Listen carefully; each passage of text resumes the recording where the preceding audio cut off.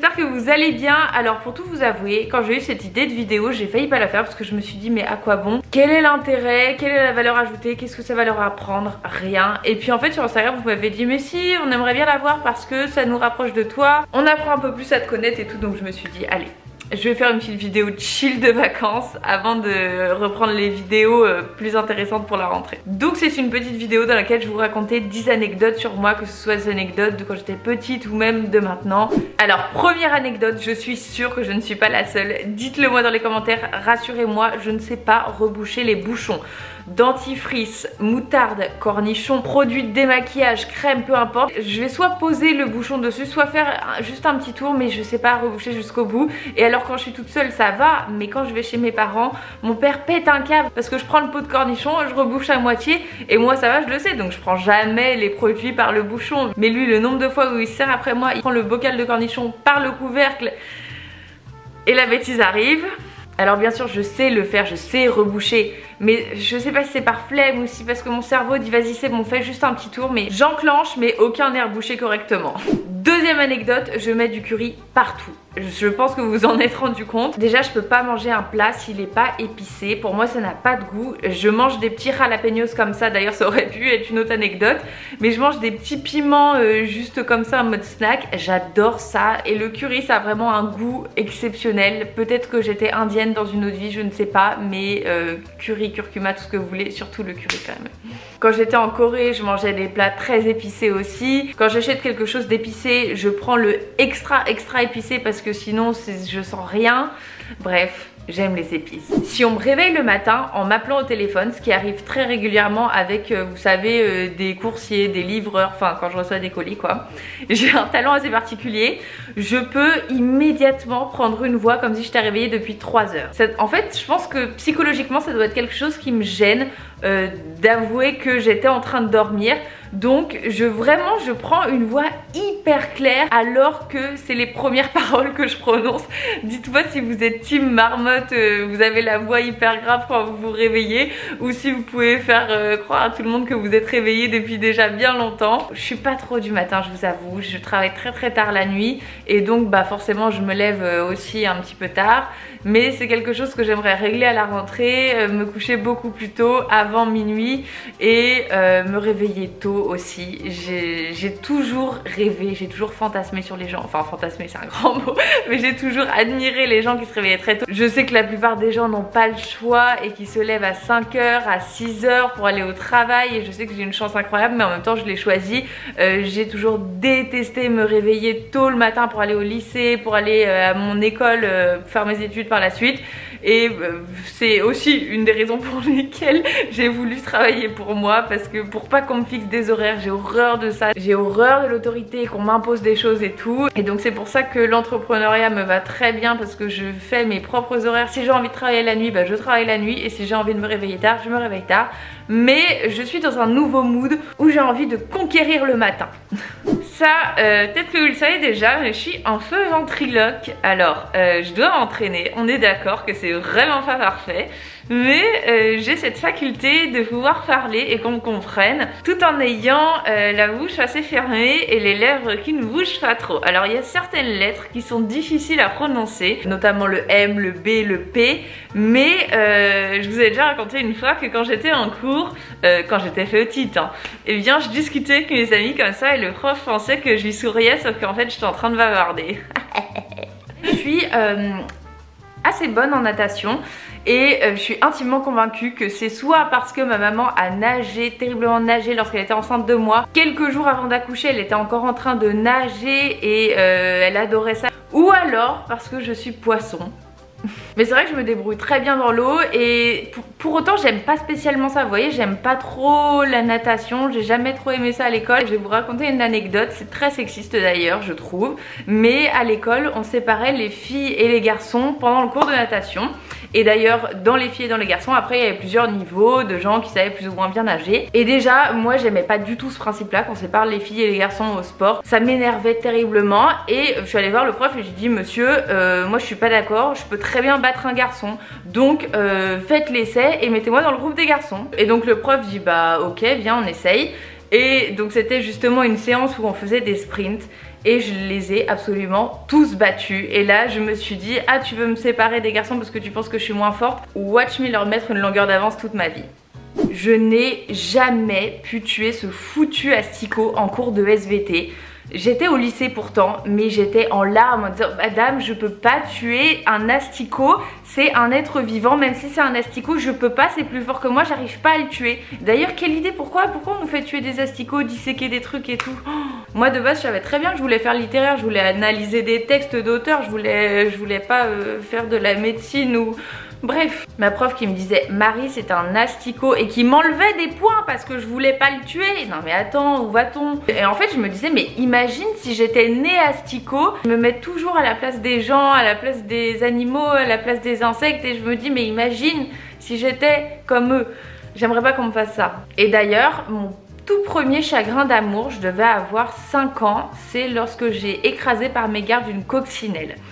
Et depuis, j'ai dû avoir une sorte de culpabilité ou je ne sais pas, mais j'ai voué un culte absolu aux coccinelles. J'avais le sac à dos coccinelle, le stylo coccinelle, le carnet coccinelle et j'étais devenue complètement fan des coccinelles. Et encore aujourd'hui, je suis trop contente quand je vois une coccinelle. Il n'y a pas plus tard que 2 jours, j'avais une coccinelle sur la main et je sais pas, ça me rendait trop heureuse. Et bien sûr, il y a toute la petite histoire que tu fais un vœu, elle s'envole au ciel pour donner le vœu à Dieu qui va venir l'exaucer. Bref. Autre anecdote, je vais vous montrer, il y a un truc que j'ai toujours sur moi, hormis bien sûr des masques et des sacs à popo pour Poppy, c'est ma carte de groupe sanguin. Et pourquoi je l'ai toujours sur moi? D'ailleurs elle est dans un état la pauvre, mais elle est encore valable.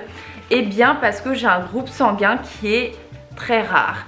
Je crois qu'on est 3% de la population à avoir ce groupe sanguin là. Je suis AB+. Et alors je vous dis pas ça en mode waouh j'ai un groupe sanguin trop rare et tout, je me sens trop fraîche. Non pas du tout, je préférerais largement avoir un groupe sanguin plus commun. Parce que bah c'est un peu délicat, imagine on doit me faire une transfusion. Et imagine on se trompe, on me met un mauvais sang, ça peut être catastrophique. Donc c'est pour ça que j'ai toujours ma carte de groupe sanguin sur moi. S'il m'arrive quelque chose, si les pompiers me ramassent par terre, peu importe. D'ailleurs je me demandais, est-ce que vous pensez que le groupe sanguin influe sur les goûts en termes d'alimentation? On m'avait dit une fois que certains groupes, je crois le groupe A c'était le groupe des cueilleurs, le groupe B c'était les chasseurs. Et justement ça pourrait être logique parce que vous savez, je mange jamais de viande. Non pas, bah c'est pas bien de dire ça, bien sûr que vous avez bien vu que j'adore les animaux, mais c'est pas tant pour une cause écologique ou une cause animale, mais surtout parce que j'aime pas ça et j'ai jamais aimé ça même quand j'étais petite. Vraiment la viande, je déteste ça. Le poisson ça va si c'est du poisson blanc, mais la viande qu'elle soit blanche, rouge ou quoi, je peux pas. Donc dites-moi ce que vous en pensez dans les commentaires de cette théorie du goût alimentaire en fonction de notre groupe sanguin. Et dites-moi aussi si vous avez un groupe sanguin rare, parce que bah c'est pas évident. Pour rester dans le sang, c'est un peu glauque cette vidéo, eh bien j'ai une super mauvaise circulation sanguine. Et c'est assez handicapant parce que même si je dors 10 heures, j'aurai des cernes. J'ai toujours les pieds rouges et encore plus quand je sors de la douche, c'est en feu. Et si vous avez un truc qui fonctionne du tonnerre, dites-le moi s'il vous plaît. J'ai vraiment des expressions de grand-mère. Dites-le moi dans les commentaires s'il vous plaît parce que c'est quelque chose que j'aimerais beaucoup régler. Autre anecdote, je ne sais pas stresser et c'est bien et pas bien à la fois parce que parfois le stress, vous savez, ça vous permet de vous améliorer, d'être plus... Alors je suis assez méticuleuse quand même, mais un petit peu plus de stress, ça me permettrait de me mettre parfois un petit coup de pied aux fesses. Parce que il est vrai que du coup je fais tout à la dernière minute. Vu que je suis pas stressée, je me dis bah ça va, il me reste encore 1 heure. D'un autre côté, j'ai pas ce stress qui me ronge, l'angoisse, etc. Je suis vraiment très chill et ça peut énerver certaines personnes qui ont envie de me secouer, qui ont envie de me dire pourquoi t'es tout le temps comme ça, trop relaxée. Et je me demande si ça va venir quand j'aurai des enfants parce que il y a beaucoup de personnes qui sont chill et dès lors qu'elles ont des enfants, qu'elles accouchent, elles commencent à être stressées. Je sais pas. Je pense que c'est dans ma nature. Mais parfois, ça me ferait du bien d'être un peu stressée quand même. Dernière anecdote, j'ai toujours adoré les bijoux, si bien que quand j'étais petite, je sais pas, je devais avoir 2 ans, quelque chose comme ça. On m'avait ramené une toute petite bague du Portugal et bien sûr ma mère l'enlevait le soir parce qu'elle avait peur que je l'avale, que je m'étrangle, peu importe. Donc avant d'aller me coucher, juste avant de dormir, elle m'enlevait la bague et le lendemain, lorsqu'elle venait me réveiller, elle m'a encore raconté ça il y a quelques jours, à peine l'œil ouvert, j'étais encore les yeux fermés comme ça dans mon lit, que je tendais mon doigt pour qu'elle me mette la bague immédiatement. Aujourd'hui rien n'a changé, j'aime toujours autant les bijoux, mais j'adore les bijoux qui ont une histoire, qui ont une valeur sentimentale, les bijoux de famille qu'on se transmet de génération en génération, plus que les bijoux fantaisie. Ça m'arrive de porter des petits bijoux fantaisie de temps en temps, surtout l'été, à la plage, des choses comme ça. Maintenant j'ai plus ma maman pour m'enlever mes bagues et je peux les garder tout le temps, yes. Et d'ailleurs je vais en profiter pour vous dire d'où ils viennent mes bijoux parce que c'est vrai que vous me demandez très régulièrement. Alors, la plupart vous n'allez pas pouvoir les retrouver malheureusement. Cette bague là, cette grosse bague vintage que je trouve absolument sublime, c'était la bague de mon arrière-grand-mère, Mémé Georgette. Ensuite celle-ci avec le saphir et les petits diamants, c'était la bague de ma grand-mère, mamie Nicole. Et j'adore l'idée de pouvoir faire vivre et voyager les personnes qui sont décédées à travers moi et qu'elles me protègent. Enfin vous voyez, c'est un peu comme des porte-bonheur mes bijoux. Donc voilà, c'est 2 bagues que j'enlèverai jamais. Cette bague là que je vais devoir enlever lorsque je vais me marier, n'est-ce pas? C'est mes parents qui m'ont offert ça. Ça c'est une bague d'Invan, vous pouvez la retrouver, c'est les menottes d'Invan. Il y a la moitié qui est en diamant et l'autre moitié tout or blanc. Et ils me l'ont offerte pour mes 20 ans. Qu'est-ce que j'ai ensuite? Mes bracelets. Ça c'est un élastique parce que je viens de faire un tuto coiffure. D'ailleurs rejoignez-moi sur Instagram si ça vous dit, parce que autant j'ai vraiment pas de réseau pour uploader sur YouTube en vacances, mais sur Instagram ça va, je poste toujours très régulièrement, tous les jours même d'ailleurs, et en story aussi. Donc si vous voulez voir ma grosse tête, c'est sur Instagram. Les bijoux, ces 2 là, ce sont des Dinvan Le Pis. C'est mon papa qui me l'a offert lorsque j'avais 7 ans. Et je vous insérerai une photo d'ailleurs avec mon papa où je l'ai un petit peu plus grande. Je sais pas, je devais peut-être avoir 13 ans, quelque chose comme ça. Et je le portais en ras du cou. Et j'ai eu envie de changer, je l'ai mis en bracelet. Ça ce sont les menottes de chez Dinvan, c'est ma maman qui me les a offertes. Et ça c'est maman, encore une fois, qui m'a offert ce bracelet là que j'adore. C'est un bracelet en jade. C'est un souvenir du Japon. Vous savez que j'ai fait mon échange universitaire en Corée. Je suis restée un semestre là-bas. Mes parents m'ont rejointe et nous sommes allés faire un superbe voyage au Japon. Il y a des vidéos d'ailleurs sur ma chaîne, il y a aussi pas mal de photos sur Instagram et c'est vraiment un voyage inoubliable et surtout une période de ma vie que j'ai adoré. J'adore l'Asie, j'adore la mentalité asiatique. J'aime tout ce qui se réfère à l'Asie. J'aime pas trop les mangas, ça j'ai jamais vraiment accroché, mais j'adore l'Asie. Et enfin bref, j'ai toujours rêvé d'avoir un petit bracelet en jade parce que j'adore cette pierre, j'aime le vert, j'aime la signification, j'aime tout, j'adore le jade. Et donc maman est venue avec ce petit bracelet qu'elle a fait faire, figurez-vous, sur mesure dans une boutique. Elle est entrée, ils vendaient plein de bijoux, ils avaient des pierres, etc. Mais il n'y avait pas un petit bracelet tout simple comme ça, élastiqué. Et elle a demandé si c'était possible, et c'est ce que j'aime aussi en Asie, c'est que on te dit jamais non. Tout est toujours possible, on te trouve une solution. Et enfin concernant les colliers, celui-ci appartenait à ma tante qui n'est plus de ce monde et que voilà, je ne le quitte pas. C'est un petit collier en perles que j'adore, un petit ras du cou. Et vous me demandez souvent, elle vient d'où ta croix, elle vient d'où ta croix? Mais c'est pas une croix fantaisie, c'est parce que je suis chrétienne, catholique, et que j'ai reçu cette croix lors de ma communion ou profession de foi, je sais plus.